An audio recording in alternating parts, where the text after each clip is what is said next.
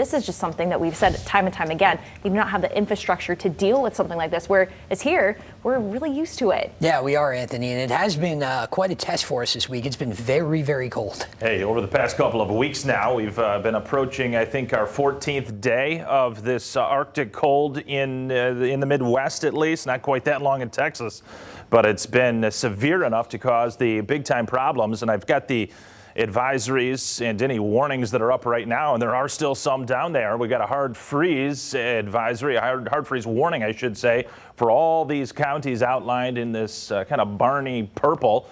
And not to looking at falling snow or any ice in there, just brutally cold temperatures for their standards for this overnight tonight. There is another weather system, pretty compact, producing winter storm warnings in the pink colors and winter weather advisories right here in those other shaded purple colors. So additional snow is looking right around Del Rio, Texas, which is right about where my finger is pointing, somewhere in there. 6 to 8 inches of snow the National Weather Service is calling for. So, yeah, it looks like this is probably going to be the last in a series of weather systems affecting them. So there is going to be moderation with the temps. In fact, I saw a lot of those locations in Texas starting to get back into the 60s, if not the lower 70s, by early to mid next week. Not around here, though. We've got temps in the 20s and some flurries that are flying. They've been so light, though, that they're not collecting to anything more than a dusting in GR, and I don't look for anything more than an additional dusting between now and the next several hours. However, we could get a little bit more than that tomorrow in Grand Rapids, say more like an inch and a half, something on that order locally. And perhaps even a little bit more in some certain spots along the lakeshore. We've got a couple upper-level disturbances that'll be kind of teeming with west winds with lake effect. So I'll have more on that coming up. And then there will be a quick-moving low-pressure system approaching, kind of developing as it does come into the region on Sunday. That'll be capable of throwing down another couple inches, perhaps another few inches. But 40-degree temps are in sight behind that particular system. So got an active weather pattern. I don't see any monstrous, snowstorms affecting us anytime soon, but enough to cause problems on roadways. That's what the majority of people want to know about.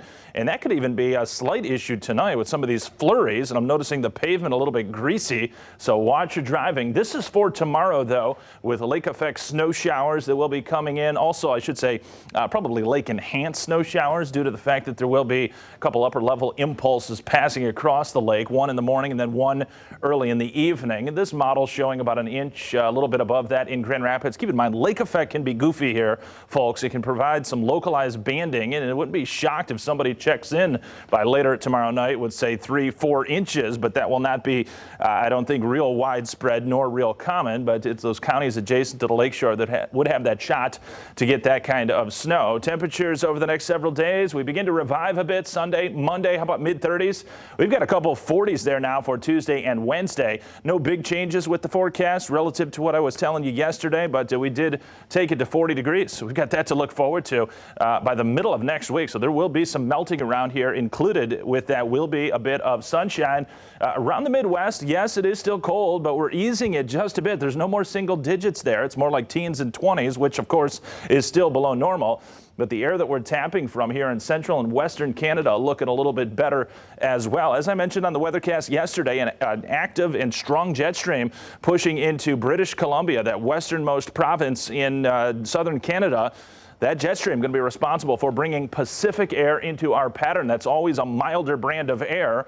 And it'll start to manifest in our 7-day forecast as we get closer to those 40-degree temps early next week. This pinwheeling kind of upper-level disturbance not doing much in terms of producing heavy snow, but it is giving some dustings and light coatings around the region, particularly to the east and southeast of Grand Rapids. The main system is off the coast now of the eastern seaboard, but it's kind of broken. You don't see anything real well organized. Still do have some winter weather advisories, a couple of winter storm warnings there. Here's the jet stream across the country. It is not this area of moisture that I'm looking at. It's actually this mass of clouds. That's a small little disturbance, compact, but it'll be responsible for eventually evolving into a weather system that can bring us some accumulating snow by Sunday in the form of not lake effect, but an actual system. Here we are overnight into tomorrow and Saturday, just these scattered snow showers. Around Saturday, it's actually going to be pretty nice with some sunshine. Here comes that next system rolling in from the west on Sunday.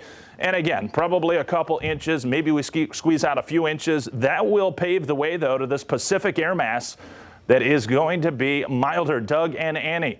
It's going to feel probably like 50 around here versus 40 versus, compared to what we've had recently. So we'll take it, even a little sunshine by Tuesday and Wednesday. All right. Thank you for that, Anthony. And as the winter